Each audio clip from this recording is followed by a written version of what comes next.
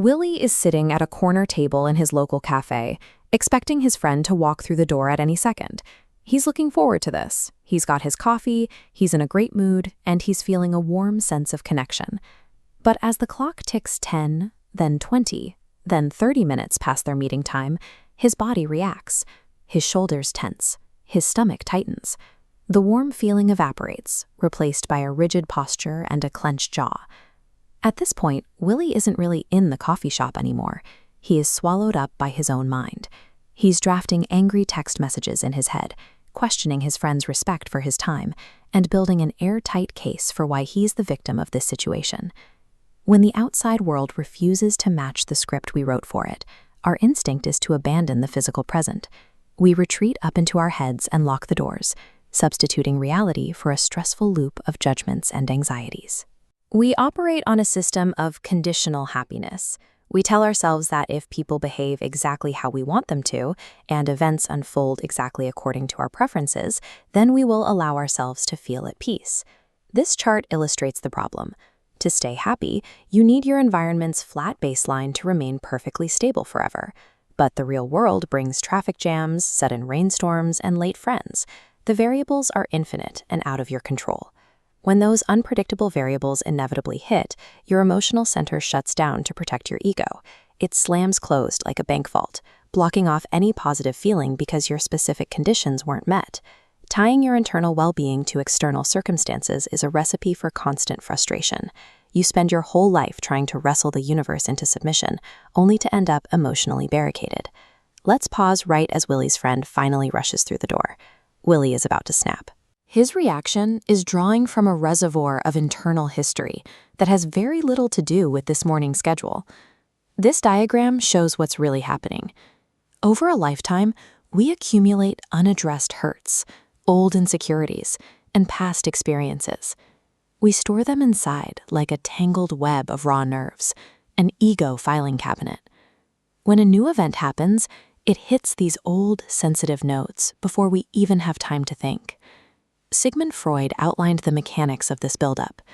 When we experience an emotion that doesn't fit the neat, comfortable narrative we want for ourselves, we use suppression. We actively shove that uncomfortable energy deep down into our psyche so we don't have to deal with it.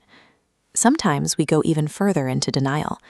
Instead of just pushing the feeling away, we construct a reality where the event never even happened, lying to ourselves to keep the ego perfectly insulated. So when Willie gets trithered, he is feeling years of suppressed disrespect and anxiety bubbling up. The late friend is just a convenient excuse for that trapped energy to finally demand attention. There is an alternative to fighting these triggers. What if, instead of getting lost in the angry story in his head, Willie simply brought his attention to the physical tightness in his chest? This requires a baseline of radical acceptance. You adopt a simple mantra. If it's open, yay. If it's closed, yay. You stop judging the emotion and simply accept whatever state your body is currently in. Step 1 is just to notice. You observe the heart wanting to close. You feel the instinct to protect yourself, and you watch it happen without getting mad at yourself for feeling that way. This graphic shows a dense cluster of emotional energy trapped in the chest. To execute steps 2 and 3, you physically relax. You relax your shoulders, you loosen your chest, and you soften your stomach. You stop resisting. Suppression pushes this energy down, packing it tighter. But relaxation gives it the space to release. The trapped emotion loosens and naturally flows upward, passing through you rather than setting up permanent residence in your body. When you refuse to tighten around a feeling, you break the cycle of storage. Relaxation serves as an exit ramp, allowing that ancient pressure to finally escape the system instead of remaining trapped in your chest. Let's unfreeze that moment in the cafe. Willie's friend arrives, breathless and apologetic.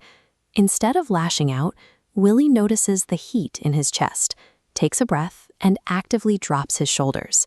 He greets his friend warmly. By letting go of his physical tension, he prevents a pointless argument. And more importantly, he lets that spike of old frustration burn off and fade away.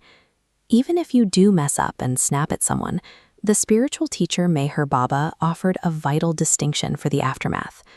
Guilt is toxic. It judges the self and shoves the negative energy right back down. Remorse, however, is constructive.